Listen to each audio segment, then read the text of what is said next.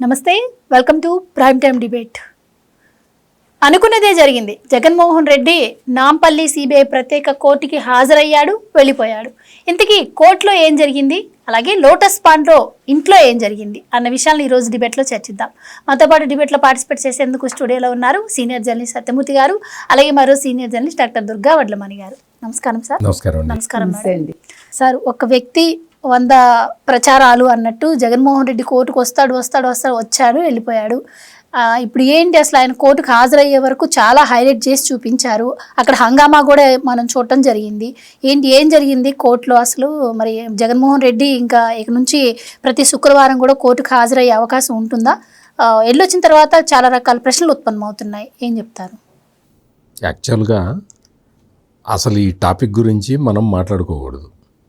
ఎందుకు అంటే, ఒక అక్రమాస్తుల కేసు నిందితుడు కోర్టుకు అటెండ్ అయ్యాడు, వెళ్ళాడు. ఏముంది అందులో? పెద్ద విశేషం ఏం లేదు. అక్రమాస్తుల కేసులో నిందితుడు, ఆయన ఆస్తుల్ని కూడా సిబిఐ ఎన్ఫోర్స్మెంట్ డైరెక్టరేట్ వాళ్ళు స్వాధీనం చేసుకున్నారు. అటువంటి ఒక కేసులో నిందితుడు కోర్టుకి అటెండ్ అవ్వటం మీద అసలు ఇంత హైప్ ఎందుకు క్రియేట్ అయింది అంటే, జగన్మోహన్ రెడ్డి అతను చేసుకున్న ప్రచారం వల్ల ఇంత హైలైట్ అయింది. జగన్మోహన్ రెడ్డి కోర్టుకి అటెండ్ కావాలి. యాక్చువల్గా మీరు, నేను, కనకదుర్గ గారు కోర్టుకి అటెండ్ కావాలంటే, కోర్టుకు కాదు, పోలీస్ స్టేషన్కి అటెండ్ కావాలన్నా మనం కొంచెం సిగ్గుపడుతూ వెళ్తాం. కేసు ఏదైనా కానీ, మన మీద ఎవడన్నా దొంగ కేసు పెట్టినా కానీ మనం సిగ్గుపడుతూ వెళ్తాం. ఈ అనవసరంగా ఈ పోలీసుల కేసు అయిందే మనకి, 10 మందిలో మనం ఎట్ట తలెత్తుకొని తిరగాల అన్న ఉద్దేశంలో మనం కొంచెం సిగ్గుపడుతూ పోతాం. కానీ తరచూ జేబు దొంగతనాలు చేసే ఒకడు ఎవడన్నా ఉన్నాడు అనుకోండి, వాడేమన్నా పోలీస్ స్టేషన్కి వెళ్ళటానికి బాధపడతాడా, భయపడతాడా? జైలు శిక్ష పడితే నీకు 6 నెలలు కఠిన కారాగార శిక్ష వేస్తున్నాను అని జడ్జి అంటే వాడేమన్నా ఫీల్ అవుతాడా? ఫీల్ అవ్వకపోవచ్చు, కానీ మరి వెళ్ళిన ప్రతిసారి జేజేలు కొట్టించుకోవడానికి మాత్రం ఆలోచిస్తారు కదా సార్. అంటే నేను చెప్తున్నది జేబు దొంగ గురించి, మీరు చెప్తున్నది జగన్మోహన్ రెడ్డి గురించి. జగన్మోహన్ రెడ్డి నేను కోర్టుకు వస్తున్నాను అని చెప్పి డిక్లేర్ చేసి టూర్ ప్రోగ్రామ్ షీట్ ఒకటి రిలీజ్ చేశాడు. ఎవడు చేస్తాడు? నువ్వు టూర్ ప్రోగ్రాము రిలీజ్ చేశావు అంటేనే నీ ఉద్దేశం ఏంటి అంటే, నేను సిగ్గుపట్టలేదు, ఏ కేసు ఉన్నా సరే న్యాయస్థానానికి అటెండ్ కావాలంటే నేను సిగ్గుపట్టలేదు అని నువ్వు ప్రపంచానికి చాటి చెప్పాలనుకున్నావు. అదే చేసావు. ముందర టూర్ ప్రోగ్రామ్ ఇవ్వడం ఏంటి? కోర్టుకు వచ్చి వెళ్ళటానికి. నువ్వు ఏం చేసావు? తాడేపల్లిలో బయలుదేరావు, హైదరాబాద్ వచ్చి కోర్టుకి అటెండ్ అయ్యావు. ఆ తర్వాత లోటస్ పాండ్లో నీ ప్యాలెస్కి వచ్చి చాలా రోజులు అయింది కాబట్టి ఒకసారి వెళ్ళావు. అక్కడి నుంచి మళ్ళీ బెంగళూరు వెళ్ళిపోయావు. ఇంతే కదా. అంటే నువ్వు వచ్చింది ఎందుకు? కోర్టుకి అటెండ్ కావటానికి. దానికి టూర్ ప్రోగ్రామ్ రిలీజ్ చేయడం ఏంటి? ఇదే జగన్మోహన్ రెడ్డికి ఉన్న ఒక పబ్లిసిటీ పిచ్చి ఒకటి. రెండోది ఏంటి అంటే, తను చేసే ఒక అంటే సిగ్గుపడాల్సిన పనిని కూడా నేను పబ్లిక్లో బహిరంగంగా ధైర్యంగా చేస్తాను అని చెప్పటం అనేది జగన్మోహన్ రెడ్డి ప్రత్యేకత. ఈ జగన్మోహన్ రెడ్డి ప్రత్యేకతలో ఇంకొక ప్రత్యేకత కూడా ఉంది. బేగంపేట ఎయిర్పోర్ట్ దగ్గర ఈయన ప్రత్యేక విమానం దిగే సమయంలో ప్లకార్డులు ప్రదర్శించారు. జగను 2.0 రప్ప మ్యాజిక్ ఫిగర్ 88 క్రాస్ కాగానే నరికేస్తాం. ఇక చెప్పండి, ఈ జగన్మోహన్ రెడ్డి వచ్చిందే ఒక నిందితుడుగా ఒక కోర్టు కేసు అటెండ్ కావటానికి. అంటే ఆ నిందితుడిని చూడటానికి వచ్చేవాడు వాడెంత గొప్పవాడు అంటే, నేను రప్ప వేసేస్తా, మిమ్మల్ని అందరినీ వేసేస్తా అని చెప్తున్నాడు. వాడు మమ్మల్ని అందరినీ అంటే ప్రజలందరినీ, ఆంధ్రప్రదేశ్లో ఉన్న ప్రజలందరినీ వేసేస్తాం అని ఆడు రప్ప ఎంతమందిని నరుకుతాడు? ఒక 6-7 కోట్ల మందిని నరకాలి. అదే పనిలో ఉంటారు వీళ్ళు. ఈ విషయాన్ని స్పష్టం చేయటానికి జగన్మోహన్ రెడ్డి ఎక్కడ సిగ్గుపట్టాలా. ఎస్, రప్ప అంటే తప్పేంటి అంటున్నాడు. తప్పేముంది, అదొక సినిమా డైలాగు అంటున్నాడు. ఇటువంటి అంటే ఒక కోర్టులో నిందితుడుగా అటెండ్ కావటానికి వచ్చిన వ్యక్తి ఇంకా చాలామంది లంపెన్ ఎలిమెంట్స్ని పెట్టి మళ్ళీ రప్ప స్లోగన్స్ బోర్డు పెట్టుకొని వాళ్ళు ఇంకొక పని చేశారు బేగంపేట ఎయిర్పోర్ట్లో. రేవంత్ రెడ్డి, తెలంగాణ ముఖ్యమంత్రి రేవంత్ రెడ్డిని ఉద్దేశించి వాళ్ళు స్లోగన్స్ ఇచ్చారు. ఎవడొస్తాడో అడ్డురా చూస్తుంది, మేము జగన్మోహన్ రెడ్డి మనుషులం, మీడి ఎవడు అడ్డం వస్తాడో చూస్తామని చెప్పి డిక్లేర్ చేశారు వాళ్ళు. అంటే వాళ్ళు ప్రదర్శించిన ప్లకార్డ్స్లో కావచ్చు, బ్యానర్స్లో కూడా జగన్మోహన్ రెడ్డి గారి ఫోటో పక్కన కేటీఆర్ గారి ఫోటో కూడా పెట్టి వాళ్ళు చేశారు. అదే చెప్తున్నా. అందుకనే వాళ్ళు మీరు ఎక్కడన్నా గుర్తుపెట్టుకోమ్మా, ఈ జగన్మోహన్ రెడ్డి కానీ జగన్మోహన్ రెడ్డి ఈ బ్యాచ్ మొత్తం కూడా వాళ్ళు అథారిటీని, అంటే కోర్టుల అథారిటీని, ప్రభుత్వం అథారిటీని, పోలీసు వ్యవస్థ అథారిటీని, ఈ అంటే ఏ వ్యవస్థలైతే సమాజాన్ని కట్టడి చేస్తుంటాయో ఆ వ్యవస్థల్ని సవాల్ చేయటమే వీళ్ళ ముఖ్య ఉద్దేశం. వాళ్ళు అందుకని తెలంగాణ పోలీసుల్ని రెచ్చగొట్టే విధంగా చేశారు. లాఠీ చార్జ్ చేశారు, కొట్టారు, చాలామందిని కొట్టారు. కానీ ఎందుకు చెప్తున్నానంటే అంతకు ఎందుకు తెచ్చుకోవాలి? మనం వచ్చేదే కోర్టులో ఒక ముద్దాయిలాగా అటెండ్ కావడానికి. ఇంత హడావిడి ప్రత్యేక విమానం తెలుసా, గంటకి పోరాట యోధుడు, సంఘ సంస్కర్త, దేశాన్ని ఉద్ధరించడానికి వస్తున్నట్టు వీళ్ళందరూ వెళ్ళి దెబ్బలు తినాల్సిన అవసరం ఏముంది? పోరాట యోధుడు గంటకి 8 లక్షల రూపాయలట ఆ స్పెషల్ ఫ్లైట్కి. అదే మరి చూస్తే మీరు వినే ఉంటారు, రూపాయి జీతం తీసుకున్న సీఎంఏ జగన్మోహన్ రెడ్డి అని చెప్పి అప్పట్లో చెప్పారు. మరి రూపాయి జీతంతో స్పెషల్ ఫ్లైట్ ఎట్టొచ్చిందో తెలియదు.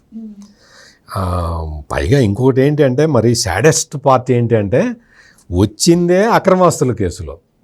ఆ రావటం ఏదో మామూలుగా ఏదో కొంచెం మాసిపోయిన చొక్కా వేసుకొని ఎర్ర బస్సులో రావటం కాకుండా, ఎస్ నా దగ్గర అక్రమాస్తులు ఉన్నాయి, ఏం చేసుకుంటారో చేసుకోండి అని చెప్పి సవాల్ చేస్తున్నట్టుగా, ఈ సమాజాన్ని సవాల్ చేస్తున్నట్టుగా ప్రత్యేక విమానంలో దిగాడు. గంటకి 8 లక్షలట. మొత్తం ఆయన తాడేపల్లిలో బయలుదేరి మళ్ళీ బెంగళూరు చేరటానికి కేవలం విమానం ఖర్చులే ₹1,00,00,000 దాకా అయి ఉంటాయి. అంత విశృంఖలంగా తన ఆస్తిని ప్రదర్శిస్తూ ఉన్నాడు జగన్మోహన్ రెడ్డి. ఈ సమాజం చూసి సిగ్గుపడాలని కసితోటి జగన్మోహన్ రెడ్డి తన ఆస్తుల్ని ప్రజలకి ప్రదర్శిస్తూ ఉన్నాడు. రైట్. అయితే డిశ్చార్జ్ పిటిషన్ల పైన రోజువారీ విచారణ జరుగుతున్నందున జగన్మోహన్ రెడ్డి గారు హాజరవ్వాలని సిబిఐ తేల్చి చెప్పింది. అందుకనే ఆయన వచ్చాడు అని తెలుస్తోంది. సో కోర్టులో కూడా మరి మీరు చెప్పుకోవాల్సింది ఏమైనా ఉందా అని జడ్జి గారు అడిగితే నేను చెప్పుకోవాల్సింది ఏం లేదు అని చెప్పి ఆయన చెప్పినట్టు తెలుస్తుంది. ఏంటి మరి డిశ్చార్జ్ పిటిషన్లో రోజువారీ విచారణ జరుగుతుంది అంటే ఇక జగన్మోహన్ రెడ్డి గారు మరి ప్రతివారం హాజరవ్వాల్సిన పరిస్థితి ఉంటుందంటారా? ఏం జరగబోతుందంటారు? ఇప్పటికి 40 డిశ్చార్జ్ పిటిషన్స్ ఏవో పడ్డట్టున్నాయండి ఇంతవరకు జరిగాయి, 130. తర్వాత 6 జడ్జీలు ఇప్పటివరకు మారారు. ఇప్పుడు 7వ ఆయన కూడా రిటైర్ అయిపోతారట త్వరలో. అందుకని మరి రోజువారీ జరుగుతుందా జరగదా దాన్ని బట్టి మీరు అంచనా వేయండి. ఇవాళ జగన్మోహన్ రెడ్డి గురించి ఏం మాట్లాడాలన్నా కూడా ఆలోచించి మాట్లాడాల్సి వస్తుంది. అంటే మీరు ఏమైనా అనుకోండి, నేను చేయగలిగింది చేస్తాను అనే ధోరణిలో ఆయన వ్యవహారం నడుస్తుంది. నిన్న ఆయన షెడ్యూల్ ఇచ్చాడు, షెడ్యూల్ ప్రకారం రావాలి, వచ్చి వెళ్ళాడు. కానీ షెడ్యూల్లో తల్లిని కలవడం ఇవాళ లేదు. ఆ తర్వాత ఇవాళ వాళ్ళ ఛానల్ వాళ్ళు ఇచ్చారు, విజయలక్ష్మి గారిని కలుస్తారు తల్లి గారిని అని. అంటే ఆయన ఎలా కావాలనుకుంటే అలా చేస్తున్నాడు. కాబట్టి మీరు అడిగినట్టుగా రోజువారీ విచారణ ఉంటుందా లేదా మనం చెప్పలేము. ఇంకా ఇవాళ జరిగిన దాని మీద కూడా ఇంతవరకు మనకేమీ అంటే ఏం జరిగింది ఏంటి, కోర్టు ఏం చెప్పింది అనేది తేలలేదు. ఈయన వారం వచ్చి అటెండ్ అవ్వాలా లేదా అంటే కోర్టులో అంటే జడ్జి గారి ముందు ఆయన బోన్లో కేవలం 3 నిమిషాలు మాత్రమే ఉన్నారని, మిగతా అంత టైం ఆయన వేరే కేసు నడుస్తుంటే వెయిట్ చేస్తున్నారని తెలిసింది. ఇదేంటంటే ఇవాళ వచ్చింది ఏంటి అంటే, ఈయన లండన్ వెళ్ళాడు, యూరోప్ ట్రిప్కి వెళ్ళాడు కదా. ట్రిప్కి వెళ్ళినప్పుడు ఇతను పర్మిషన్ పెట్టుకున్నాడు, నేను అక్కడికి వెళ్ళాలి, నా పాస్పోర్ట్ ఇప్పిస్తే నేను పోతాను అని. అట్లా పెట్టుకున్నప్పుడు సిబిఐ కోర్టు, స్పెషల్ కోర్టు కొన్ని ఆంక్షలు విధించింది. ఆ ఆంక్షల్లో ఒక్కటి ఏంటి అంటే, నువ్వు పర్సనల్గా రా, నువ్వు యూరోప్ ట్రిప్ వెళ్ళి వచ్చిన తర్వాత పర్సనల్గా వచ్చి ఒకసారి నాకు కనపడు అని చెప్పి జడ్జి చెప్పారు, ఆర్డర్స్ ఇచ్చారు. ఆ ఆర్డర్స్ ఇస్తే ఆ ఆర్డర్స్ని ముందర జగన్మోహన్ రెడ్డి సవాల్ చేశాడు. నేను రాను, నీకు కావాలంటే నన్ను వీడియోలో చూసుకో, వీడియో కాన్ఫరెన్స్ పెట్టుకో, అది ఇది అని చెప్పాడు. చెప్తే జడ్జి నువ్వు రావాల్సిందే, నా ముందర కనపడాల్సిందే అంటే అప్పుడు ఇంకా గత్యంతరం లేని పరిస్థితుల్లో జగన్మోహన్ రెడ్డి తన పిటిషన్ని ఉపసంహరించుకొని తర్వాత నేను కోర్టుకి హాజరవుతాను అని చెప్పి ఇవాళ కోర్టుకి హాజరయ్యాడు. కోర్టుకి హాజరైన తర్వాత ఆ పిటిషన్ ఉంటుంది కదా, ఈ కేసు వరకు క్లోజ్ చేశారు.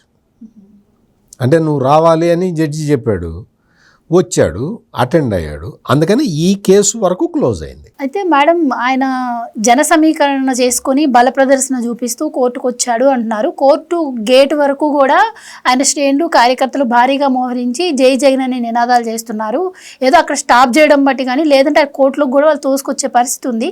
అసలు ఏంటి ఇలా రావడం, ఇది ఎంతవరకు కరెక్టు? మరి దీనిపైన యాక్షన్స్ తీసుకోవాల్సిన అవసరం పోలీసులకు లేదా, ఆ కోర్టులకు లేదా అన్న ప్రశ్న కూడా ఉత్పన్నం అవుతుంది. ఇది ఒకవైపు ప్రచారం అయితే, మరొక వైపు ఏమో ఏంటి అసలు జగన్మోహన్ రెడ్డి గారు ఏమో కోర్టుకు హాజరవ్వకపోతే హాజరవ్వలేదు అంటారు, వస్తే వచ్చాడని అంటే ఏం చేసినా తప్పేనా జగన్మోహన్ రెడ్డి గారు? ఆయనకు వస్తున్నటువంటి ఆదరణ అలా ఉంది ప్రజల నుంచి అని చెప్పి ఇంకొక మాట, మీరేమంటారు? ఇక్కడ నిన్ననే వచ్చింది కదా, కేటీఆర్ కూడా జన సమీకరణ చేస్తున్నాడు వీళ్ళ కోసం అని. ఇందాక మీరు అన్నారు ప్లకార్డ్స్లో కేటీఆర్ ఫోటో కూడా ఉంది అని. సో ఇవాళ ఇంకొకటి అనూహ్యంగా, ఇవాళ ఇంకోటి యాదృచ్ఛికంగా జరిగిందో, ఎలా జరిగిందో, కేటీఆర్ ఈ కార్ రేస్ ఏదైతే ఉందో, ఫార్ములా 1 కార్ రేస్ అది ఉంది కదా, దానికి సంబంధించి గవర్నర్ విచారణకి ఆదేశాలు ఇచ్చారు. అంటే ఇవాళ జగన్ ఇలా అడుగు పెట్టాడు, ఇక్కడ కేటీఆర్ ఇరుక్కున్నాడు, అదొకటి జరిగింది. ఇంకొకటి ఏంటంటే, ఇక్కడ ఇవాళ ఎర్రగొండలపాలెంకి చెందిన తాటివర్త చంద్రశేఖరు, అతను కూడా వచ్చాడు, జనాల్ని సమీకరించుకుని అక్కడి నుంచి తీసుకొచ్చాడు అని కూడా వచ్చింది. రెండోది ఏంటంటే, మీరు అన్నట్టుగా ఇక్కడ ఇంకొక అంశం మనం ఆలోచించాల్సింది ఏంటంటే, ఏదైతే సిబిఐ కోర్టుకు చెప్పాడో జగన్, నేను వస్తే ప్రభుత్వం రక్షణ కల్పించడం కష్టమవుతుంది, తర్వాత రోజువారీ ప్రజలకు ఇబ్బంది అవుతుంది, ఇవన్నీ చెప్పాడు. దాన్ని ప్రూవ్ చేయడం కోసం అతను ఇంత జన సమీకరణ చేసి కావాలని ఇంతంతా క్రియేట్ చేశాడని కూడా వినిపిస్తుంది. అంటే కోర్టు ముందు ఇంక నన్ను పిలవకండి, ఇంక మీదట నేను వస్తే ఇలాగే ఉంటుంది సిట్యువేషన్ అని చెప్పడం కోసం అలా కూడా ప్లాన్ చేశారు వాళ్ళు అని. తర్వాత నిన్న వాళ్ళ ఐటీ డిపార్ట్మెంట్, సోషల్ మీడియా ఏదైతే ఉందో వైసీపీ ఐటీది, వాళ్ళు కూడా ఇగో జగన్ అన్న రేపు వస్తున్నాడు మీరు రండి అన్నట్టుగా ఒకటి విడుదల చేశారు వాళ్ళు. దాన్ని బేస్ చేసుకుని కూడా ఇవాళ జనాలు వచ్చారు అని. అంటే ఒకటండి, ఒక నిందితుడో లేకపోతే ముద్దాయిగా వచ్చినప్పుడు వచ్చాడా వెళ్ళాడా అని లేకుండా ఇవాళ నేను వస్తున్నాను కాచుకోండి అన్నట్టుగా, అంటే రేవంత్ రెడ్డి ప్రభుత్వానికి కూడా ఇవాళ సవాల్ విసిరాడా జగన్మోహన్ రెడ్డి. రెండోది, ఇవాళ అసలు సజ్జనార్ కూడా దీని మీద దృష్టి పెడతాడా? ఎందుకంటే ఇవాళ ఇద్దరి మీద కేసు నమోదు అవ్వాలి, క్రిమినల్ కేసులు. ఒకటి జగన్మోహన్ రెడ్డి, ఇంకోటి తాటివర్తి చంద్రశేఖర్, ఈ ఇద్దరి మీద అవ్వాలనేది అందరూ కోరుకుంటున్నారు. ఎందుకంటే ఇంత జన సమీకరణ చేసి మీరు అన్నట్టుగా ఎప్పుడైతే రప్పరప్ప అని ఒక ప్లకార్డ్స్ పట్టుకుని 88 మ్యాజిక్ ఫిగర్ దాటితే గంగమ్మ జాతర అంటే వెయిట్ వేసేస్తామన్నా, లేకపోతే గొడ్డలు వెయిట్ వేస్తారా, ఏం వేస్తారంటే, ఇది ఇంకొక విషయం ఇక్కడ ఆలోచించాల్సింది ఎవరంటే ఆంధ్రప్రదేశ్ ప్రజానీకం. రేపు ఆల్రెడీ వాళ్ళు ఆలోచించి 124 కూటమికి ఇచ్చారు కాబట్టి రేపొద్దున మనం పొరపాటుగా ఒక్క ఓటు కూడా వైసీపీకి వేయకూడదు, కనీసం జగన్మోహన్ రెడ్డి కూడా గెలవకూడదు ఈసారి. 175 అవుట్ ఆఫ్ 175 మనం కూటమికి ఇవ్వకపోతే మన ప్రాణాలకు ముప్పు అని వాళ్ళు ఆలోచించుకోవాలి. ఎందుకంటే వీళ్ళు తొందరపడి చేసినా ఎలా చేసినా ఇవాళ ఆంధ్రప్రదేశ్ ప్రజలకు ఒక హింట్ ఇచ్చారు. ఇవాళ వచ్చిన వాళ్ళు ఎవరైతే ఉన్నారో వాళ్ళు 1000 రూపాయలు ఇచ్చి తీసుకొచ్చారా, 500 ఇచ్చి తీసుకొచ్చారా, జై జగన్ వాళ్ళు చూడండి సేమ్ అలాగే ఉన్నారు, అదే వాయిస్లు. మీరు కావాలంటే గమనించుకోండి, వాళ్ళు ఎక్కడికి వచ్చినా అదే వాయిస్లు వస్తాయి. ఇవాళ కొంతమంది వైట్ షర్ట్స్ వేసుకొచ్చినట్టున్నారు, రకరకాలుగా వచ్చాయి. మీరు ఇందాక ఇంకొక మాట అన్నారు, కోర్టు తలుపులు వేసేసారు వాళ్ళు, ఇన్ గేటు అవుట్ గేటు కూడా, లేకపోతే వాళ్ళు లోపలికి కూడా వెళ్ళిపోయేవాళ్ళు. అక్కడ ఎయిర్పోర్ట్లో అయితే బేగంపేట ఎయిర్పోర్టు లోపల వరకు వాళ్ళు ఆల్మోస్ట్ వెళ్ళిపోతే ఆ సెక్యూరిటీ ఎవరైతే ఉంటారో ఎయిర్పోర్ట్ సెక్యూరిటీ వాళ్ళ మీద వీళ్ళు చాలా రూడ్గా ప్రవర్తిస్తే అప్పుడు పోలీస్ బెటాలియన్ దిగిందని కూడా ఒక వార్త వచ్చింది.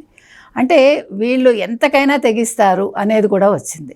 అంటే వీళ్ళు బేగంపేట ఎయిర్పోర్ట్ లోపల గేట్ల దగ్గర అన్ని చోట్ల వీళ్ళు చాలా గందరగోళం సృష్టించారు. గేట్ దగ్గర కూడా పేర్ని నాని హడావిడి లోపలికి రానివ్వలేదు, అతను హడావిడి చేశాడు.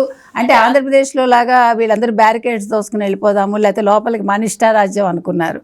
అంటే ఇక్కడ ఇంకొక విషయం ఏంటంటేనండి, జగన్మోహన్ రెడ్డి అనే వ్యక్తి నేను ఆంధ్రప్రదేశ్లో ముఖ్యమంత్రిగా పనిచేసినప్పటికీ జగన్ అనేవాడు ఎక్కడికి వచ్చినా కూడా ఇలాగే ఉండాలి, అంటే నా మాటే చెల్లుబాటు కావాలి, నేను ఎలా అనుకుంటే అలా వస్తాను, నా ఇష్టారాజ్యం నేను ఎక్కడికి వచ్చినా అనేది చూపించాడా అనే మాట కూడా వస్తుంది. కాబట్టి దీని మీద తెలంగాణ ప్రభుత్వం కావచ్చు, రేవంత్ రెడ్డి గారు కావచ్చు, లేదు సజ్జనార్ గారు కావచ్చు దృష్టి పెట్టాలండి. ఇది చిన్న విషయం కాదు. ఇలాగే మీరు ఇందాక అన్నట్టుగా ఒకవేళ వారం వారం వచ్చినా మళ్ళా కోర్టుకు హాజరు కావాల్సి వచ్చినా ప్రజానీకానికి చాలా ఇబ్బంది అవుతుంది. అదేవిధంగా పోలీసులకు పని పాట లేదా అంటే కోర్టులు కూడా దీని మీద దృష్టి పెట్టాలి. ఎందుకు పెట్టాలంటే ఒక వ్యక్తి వస్తే ఇంత పోలీస్ బెటాలియన్ ఇవ్వాలా, ఒక్క వ్యక్తి కోసం కామ్గా వచ్చి వెళ్ళలేడా, దీని మీద ఎందుకు వాళ్ళు ఆర్డర్స్ ఇవ్వరు, ఎందుకు కోర్టులు దీని మీద దృష్టి పెట్టవు? ఇవాళ పోలీసులు మిగతా పనులు మానుకొని ఇక్కడికి ఎందుకు రావాలి? మెయిన్గా ఒక వ్యక్తి కోసం వీళ్ళు మొత్తం వీళ్ళ పనులు పక్కన పెట్టి రావాలా? దీని మీద ఎందుకు కోర్టులు దృష్టి పెట్టవు? అందరికీ ఇలాగే సాగుతుందా? ఎందుకు జగన్మోహన్ రెడ్డికి మాత్రమే ఇలా నడుస్తోంది?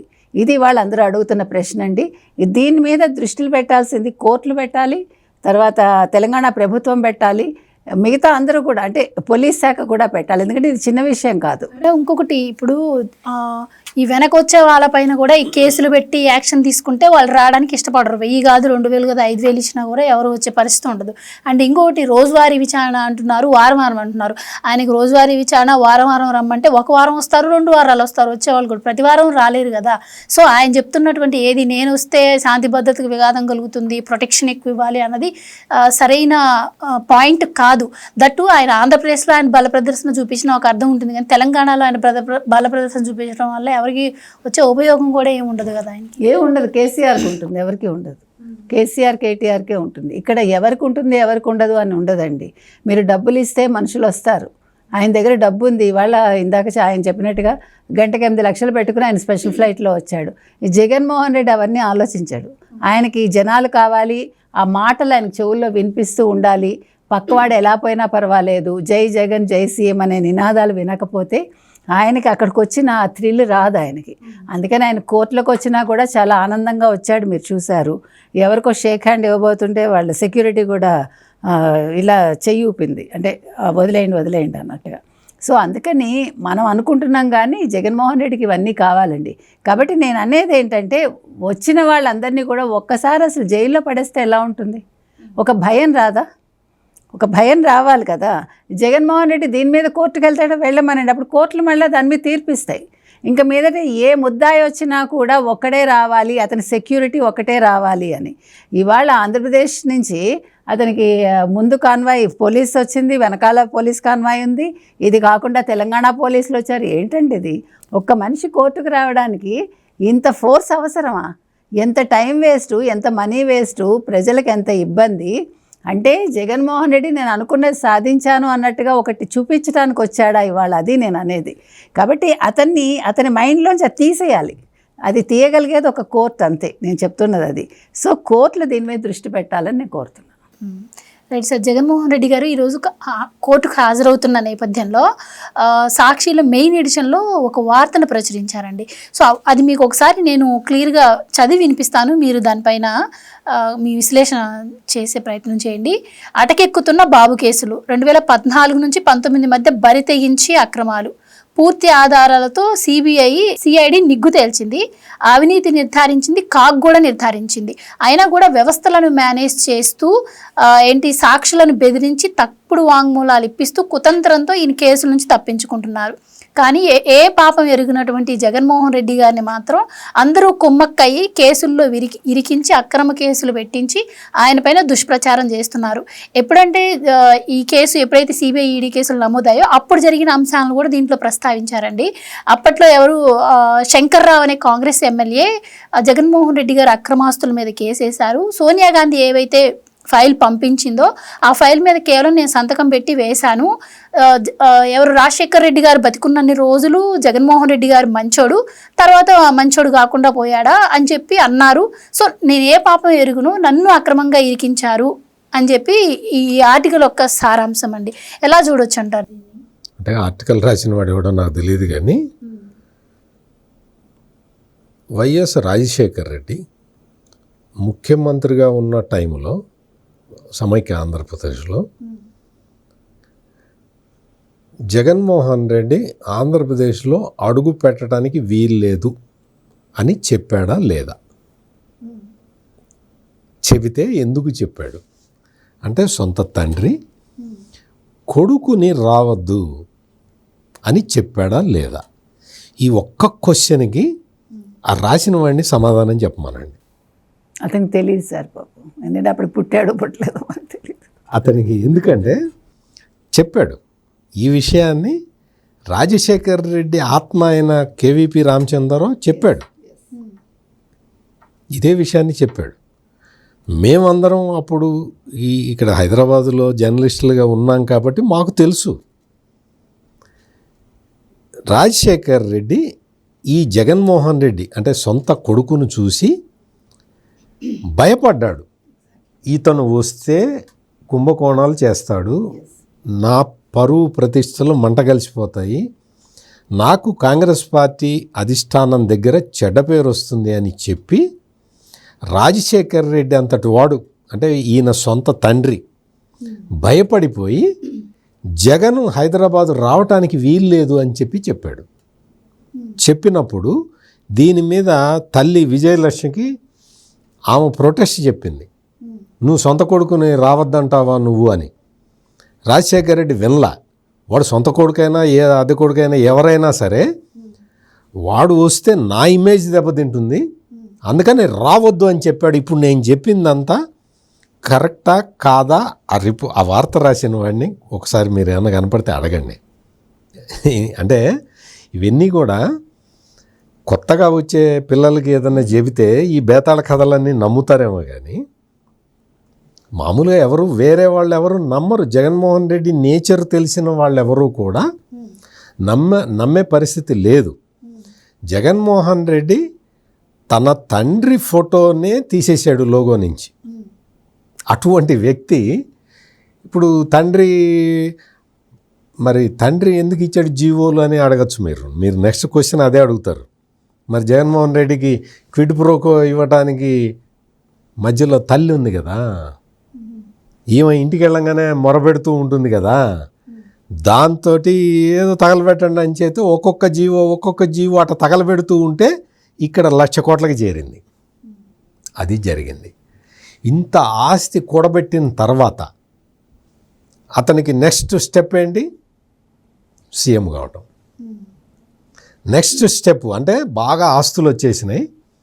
ఒకప్పుడు హైదరాబాద్ సాగర్ సొసైటీలో ఉన్న ఇంటిని 2003, 2004 ఆ టైంలో అమ్ముకుందామని చూసిన రాజశేఖర్ రెడ్డి కుటుంబం, ఆ కుటుంబానికి ఏకైక వారసుడైన జగన్మోహన్ రెడ్డి, మళ్ళీ ఏకైక వారసుడు అంటే షర్మిల ఒప్పుకోదేమో, ఒక వారసుడైన జగన్మోహన్ రెడ్డి, మగ వారసుడైన జగన్మోహన్ రెడ్డి మరి 1,00,000 కోట్లు ఎట్లా సంపాదించాడు? 2009 నాటికి 5 సంవత్సరాల్లో. 5 సంవత్సరాల్లో ఎట్లా వచ్చినాయి డబ్బులు?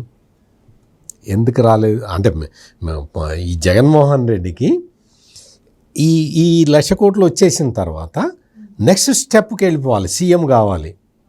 సీఎం కావాలి అన్న అతను అనుకుంటున్న టైంలో మరి వాళ్ళ నాన్న పావురాలగుట్టలో చనిపోయాడు. పావురాలగుట్టలో చనిపోయిన తర్వాత ఇంత పెద్ద ఆర్టికల్ రాశాడు కదా, ఏదో వాళ్ళ అవినీతి వీళ్ళ అవినీతి గురించి. పావురాలగుట్ట వెళ్ళాడా జగన్మోహన్ రెడ్డి? వెళ్ళలే. ఎప్పుడన్నా కనుక్కోండి ఆ వార్త రాసిన వాడిని, లేకపోతే ఆ పేపర్ ఎడిటర్ని కనుక్కోండి. తండ్రి చనిపోతే తండ్రి బాడీ శకలాలు దొరికితే కొడుకు ఆ స్పాట్కి వెళ్ళి చూడడా? అక్కడి నుంచి ఆ బాడీ పార్ట్స్ని తీసుకొని హైదరాబాదు రాడా? జగన్మోహన్ రెడ్డి వెళ్ళాడా? ఎందుకు ఈ నాటకాలు, కపట నాటకాలు ఎందుకు? నీకు డబ్బులు వచ్చి పుష్కలంగా డబ్బులు ఉన్నాయి, నీకు పదవి కావాలి, పదవి వచ్చింది, ఇప్పుడు ఆ పదవి పోయింది, డబ్బులు ఉన్నాయి. నువ్వు పదవి డబ్బులు అడ్డం పెట్టుకొని బాబాయిని లేపావని నేను కాదంటున్నది, నీ చెల్లెలే అంటున్నది. బాబాయిని లేపేశాడు, డబ్బులు పదవి చేతిలో ఉన్నాయి కాబట్టి కన్ను మిన్ను గాని రాకుండా మా నాన్నను లేపేశాడు అని చెప్పి సునీత అంటున్నది. ఇవి ఎవరో ఇప్పుడు నేను చెప్పినవన్నీ నేను అంటున్నదో లేదో కామన్ ప్రజలు అంటున్నదో కాదు, జగన్మోహన్ రెడ్డి కుటుంబ సభ్యులే చెప్పారు ఈ విషయాలను. ఇప్పుడు నేను చెప్పిన విషయాలను, ఇవన్నీ నా సొంత కథ కాదు, బేతాళ కథ అంతకన్నా కాదు. అంటే ఇటువంటి వ్యక్తిని, అంటే అక్రమాస్తుల కేసులో నిందితుడైన ఒక వ్యక్తిని, ఇంకో విషయం చెప్తా, మీరు ప్రస్తావించిన దాంట్లో శంకర్రావు అన్నారు. ఆయన షాద్నగర్ ఎమ్మెల్యే, అప్పుడు షాద్నగర్లో ఎమ్మెల్యేగా ఉండేవాడు. ఆయన Congress party senior most leader G వెంకటస్వామికి అల్లుడు. ఆయనకి ఈ అవినీతి, ఈ చండాలాలంటే ఆయనకి పని అస్సలు పడదు. ఆయన డాక్టరు, హైదరాబాదులో ముషిరాబాద్ ఏరియాలో ఆయన రోగులకి ఫ్రీగా చూసేవాడు, ఉచితంగా వైద్యం చేసే ఒక సేవా తత్పరుడు శంకర్రావు, డాక్టర్ శంకర్రావు. సమైక్యాంధ్రలో ఆయన మంత్రిగా ఉన్నప్పుడు కరువు తాండవిస్తే మేఘబంధనం చేసి వర్షాలు కురిపించినవాడు. అటువంటి వ్యక్తి ఈ అక్రమాస్తులు, ఈ కూడబెట్టుకోటాలు చూసి ఈ దరిద్రం ఏంటి రాజకీయాలకు అని చెప్పి కోర్టులో కేసేశాడు. కానీ ఆయనే తర్వాత మళ్ళీ నేను సోనియా గాంధీ పంపించినటువంటి ఫైల్ మీద సంతకం పెట్టాను అని చెప్పని ఒప్పుకున్నాడు అంటున్నారు. అన్ని బేతాళ కథలు మామూలుగా మా చిన్నప్పుడు వచ్చేవి చందమామ బాలమిత్ర అని, వాటిట్లో ఉంటాయి. పట్టు వదల విక్రమార్కుడు బేతాళ కథ చెప్పి పోతూ ఉంటాడనమాట. ఆ కథలు ఇవన్నీ. డాక్టర్ శంకర్రావు నిజాయితీపరుడు, నిజాయితీ టు ది కోర్. అటువంటి వ్యక్తి కేసేశాడు. ఇతని అవినీతిని తట్టుకోలేక, అవినీతిని భరించలేక, మా నాన్న ఉండంగా ఏమనలేదంటే, మీ నాన్న రెండోసారి కూడా కాంగ్రెస్ గెలిచిన తర్వాత చచ్చిపోయాడు. నువ్వు ఆ 5 సంవత్సరాల కాలంలో కొట్టింది బయటికి రావడానికి టైం పడుతుంది కదా, టైం పట్టింది, బయటికి వచ్చింది, అసహించుకున్నారు. అది జరిగింది. ఆ తర్వాత శంకర్రావు వేసిన పిటిషన్ మీద వీళ్ళందరినీ పిలిచి, వీళ్ళ అడ్వకేట్లను కూడా పిలిచి అడిగారు మీ అభిప్రాయం ఏంటని. అంతా చూసిన తర్వాత ఇందులో ఏదో ప్రైమా ఫైసీ ఉంది అని కోర్టు నిర్ధారించిన తర్వాత విచారణకు ఆదేశిస్తే, విచారణ జరిగితే సుప్రీంకోర్టు వరకు వెళ్ళింది. ఎగ్జాక్ట్లీ ఆదేశిస్తే సిబిఐ ఎంక్వైరీ జరిగింది. సిబిఐ ఎంక్వైరీ చేసిన తర్వాత, అమ్మో ఇది మామూలు కేసు కాదు, ఎన్ఫోర్స్మెంట్ డైరెక్టరేట్ కూడా రావాలి అంటే, ఎన్ఫోర్స్మెంట్ డైరెక్టరేట్ ఇన్వాల్వ్ అయ్యి వాళ్ళు చూసి, అమ్మా ఇదే ఇంత కొట్టేశాడా అని చెప్పి వాళ్ళు ఆస్తుల్ని స్వాధీనం చేసుకున్నారు. అసలు ఎన్ఫోర్స్మెంట్ డైరెక్టరేటు మరి ఏ ముహూర్తాన నరేంద్ర మోడీ తీసుకొచ్చాడో కానీ, ఆ ఎన్ఫోర్స్మెంట్ డైరెక్టరేటుకి ఇంత పెద్ద కేసు దొరికింది, ఇదే మొదటి కేసు. ఎన్ఫోర్స్మెంట్ డైరెక్టరేట్ చరిత్రలో జగన్మోహన్ రెడ్డి కేసు అంత పెద్ద కేసు ఇప్పటికీ రాలే. అంటే ఈ స్థాయిలో మనం దోపిడీ చేసి, ఈ స్థాయిలో మనం మ్యానిపులేట్ చేసి, కాంగ్రెస్ పార్టీ మేము సోనియా గాంధీని ఎగరదిచ్చిన ధీరుడు, వీరుడు అంటారు. కాంగ్రెస్ టీడీపీ కలిసి నా పైన తప్పుడు కేసులు అప్పట్లో బనాయించాయి. కాంగ్రెస్ తరపు నుంచి శంకర్రావు, టీడీపీ తరపు నుంచి ఎర్రన్నాయుడు, అశోక్ గజపతిరాజు, వీళ్ళందరూ కలిసి.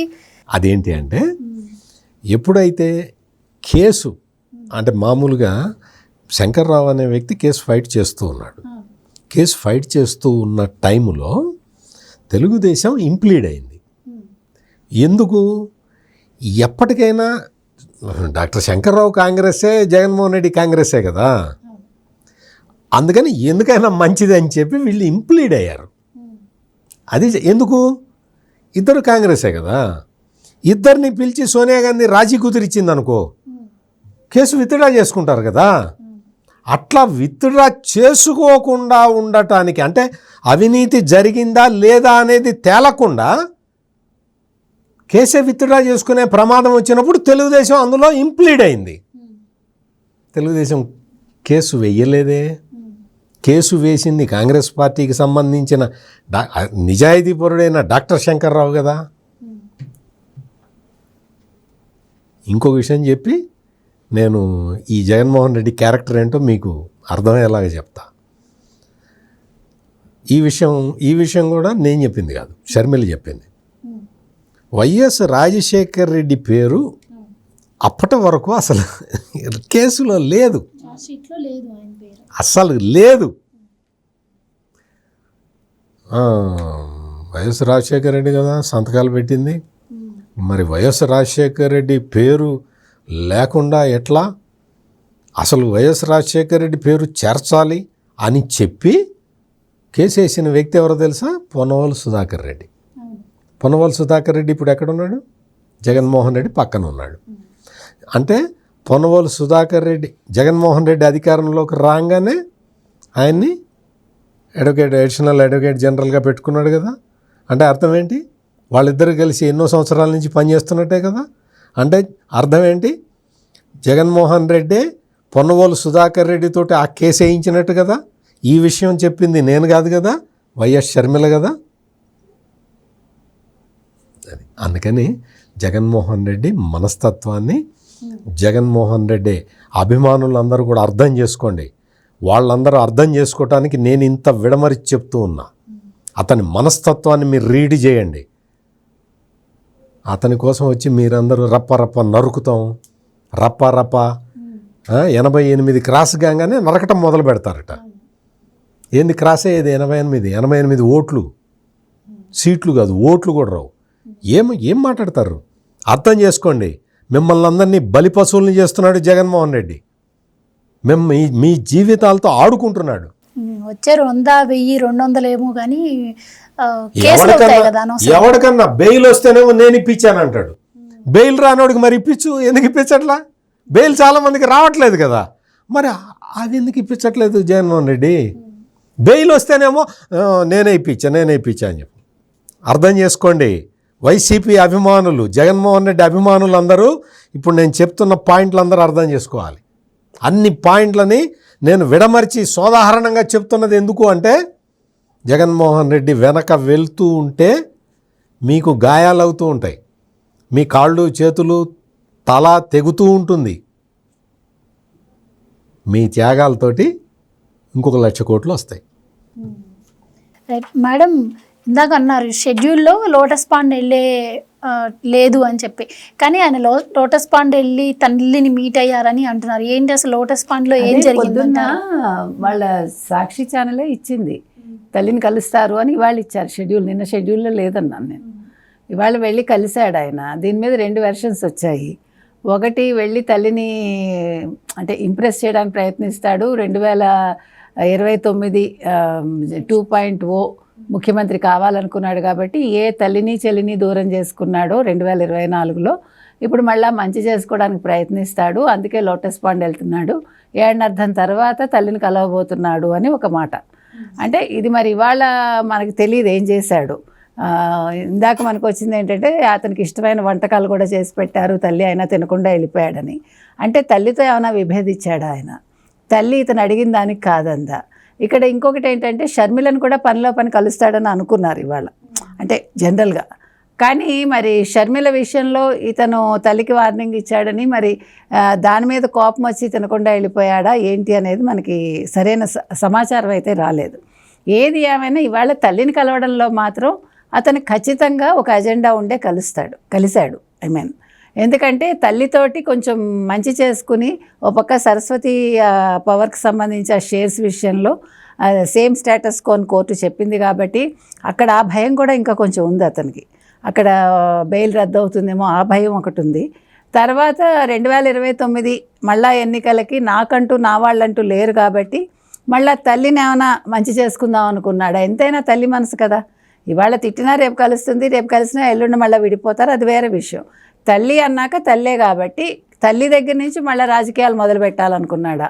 తల్లితో పాటు చెల్లిని మళ్ళీ బుజ్జగించి సర్లే అయిపోయింది ఏదో అయిపోయింది, నేను అనలేదు కదా, నా వాళ్ళు అన్నారు, నా నోట్లోంచి ఏం చెడ్డ మాటలు రాలేదు కదా అని ఏమన్నా కొంచెం ఆవిడ్ని కన్విన్స్ చేయడానికి ప్రయత్నించాడా అని అనుకున్నారు. కానీ ఇప్పుడు ప్రజెంట్ సిచ్యువేషన్ చూస్తే తల్లితో మాట్లాడాడు, వెళ్ళాడు. ఇక్కడ మంచి చెడు అనేది మనకు బయటికి రాలేదు. ఏది ఏమైనా జగన్మోహన్ రెడ్డి ఏ స్టెప్ వేసినా అక్కడ నాకేంటి అనేది మాత్రమే ఆలోచిస్తాడు అనేది ఇవాళ మరొకసారి ప్రూవ్ అయింది. కాబట్టి ఇవాళ ఆయన హైదరాబాద్ రావడం అనేది చాలా విషయాలకి ఒక పరిష్కారం వస్తుంది అనుకున్నాడు. కానీ దేనికి ఎక్కడా కూడా పరిష్కారం వచ్చినట్టు మనకు కనిపించట్లేదు. ఒకటి కోర్టుకు వచ్చాడు, వెళ్ళాడు, మొహం చూపించాడు, జడ్జి చూశాడు, సంతకం పెట్టాడు, బయటకు వచ్చాడు. అక్కడ 3 నిమిషాలు మీరు అన్నట్టుగా 3 నిమిషాలు అక్కడ ఉన్నాడు ఆయన. బయట 20 నిమిషాలు అరగంట వెయిట్ చేశాడు. ఇవాళ ఒక 30 నిమిషాలు 33 నిమిషాల ఒక కోర్టు పని మీద వచ్చినందుకు ఆయన ఇవాళ ₹1 ఖర్చు పెట్టుకున్నాడు. అది మంది సొమ్మే కాబట్టి బాధ లేదు. రెండోది ఇవాళ అసలు కేసీఆర్ని కూడా కలుస్తారు అని వచ్చింది, అదొక టాక్ వచ్చింది. ఎందుకంటే 1.5 years బ్యాక్ చూశాడు, ఆయనకు సర్జరీ అయ్యాక చూడలేదు కాబట్టి ఇవాళ ఫామ్ హౌస్కి వెళ్తాడు. కానీ మరి కేసీఆర్ ఇవ్వలేదు అని ఒక టాక్ వచ్చింది, పర్మిషను అంటే అపాయింట్మెంట్ ఇవ్వలేదని. అదే నిజానిజాలు మనకు తెలియదు. కాబట్టి ఇవాళ కేసీఆర్ని కలవలేదు. ఆయన షెడ్యూల్ ప్రకారం ఆయన యలహంక వెళ్ళిపోయాడు. ఇక్కడ ఇంకొక పాయింట్ చెప్పాలి. ఇవాళ వాళ్ళ సోషల్ మీడియాలో వాళ్ళు వేసింది ఏంటంటే చంద్రబాబు నాయుడు గారు దుబాయ్ నుంచి వచ్చి లేకపోతే సిఐఏ సదస్సు అయ్యాక హైదరాబాద్ వచ్చారు. ఇప్పటి వరకు ఆయన 18 నెలల్లో 80 సార్లు హైదరాబాద్ వచ్చారు. తర్వాత లోకేష్ 84 సార్లు వచ్చారు. తర్వాత పవన్ కళ్యాణ్ ఒక 60 సార్లు వచ్చారు అనేది వేశారు.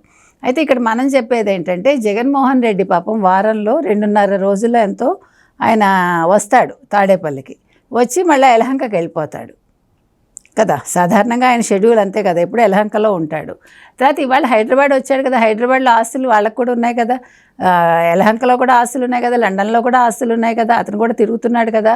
అంటే ఏమైనా రూల్ ఉందా చంద్రబాబు నాయుడు గారు హైదరాబాద్ రాకూడదని?